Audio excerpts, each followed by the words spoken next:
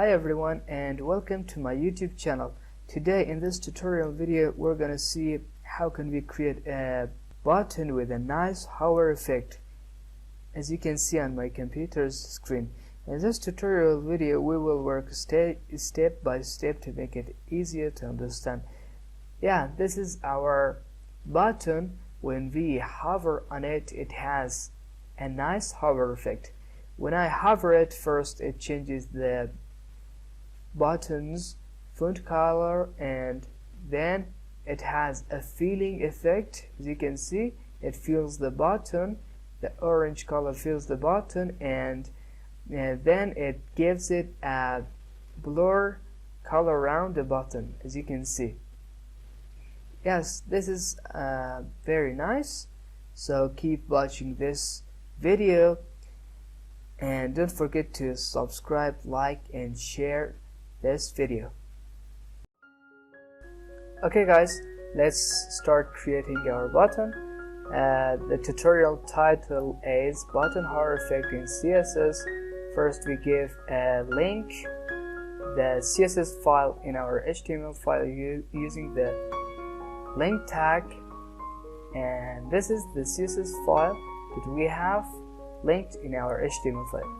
That's it, and let's creating the button using the button tag with the text of button.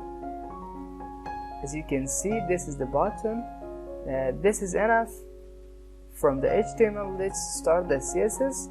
First, style the body tag, give it a height, and give it a display of grade, and place items in the center. As you can see, the button is in the center of the page, and give it a background of 181819. This is the background color of our page. And now let's start styling the button tag. First, give it a position relative and padding of 10 pixels, 35 pixels, and background transparent, border 1 pixel, so light orange, and color of orange. The text color is currently black, and change it to orange color. And now give it a font family of Paul Pens. Change the font size to 1.3 em. Give it a border radius of 50 pixels. That's it. When we hover it, its cursor should change to pointer, cursor pointer. This is it. And give it a transition 0.5 seconds. That's it. And give it a hover effect. The first hover effect, when we hover the button, the button's color, text color should change to white. I say white. When the button is hover, the color should change to white. This is the effect. And then let's add some other hover effects. The feeling effect that the button feels. First, give the button an add the after selector after the button, content of blank, and the position of absolute. From the top it should be 50%, and from the left minus 70%, and it should have a translate minus 50% and minus 50%, and it should have a height of 100% and a width of 120%, and it should have the background color of orange. Yeah, this is it.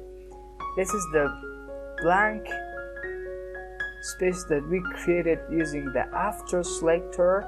And now when we hover this button, this blank space should move on it to have a nice hover effect. So let's customize this and add a skew to 845 dg. As you can see, it is currently skewed, and now when we hover this button, this should move on it. Move on this one. Yeah, that's it. I say when this button is hovered, the after, this one should have, let's copy this one and paste it here, and the translate minus 50 translate should be 50% only. When I hover this blank space moves on the button, as you can see. And now give it a transition, the transition of 0.3 seconds. Yeah, that's it. As you can see, the blank space moves on the button.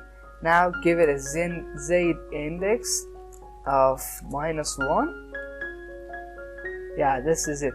And now let's say when we move the cursor on the button, it shouldn't show the other parts of this blank space.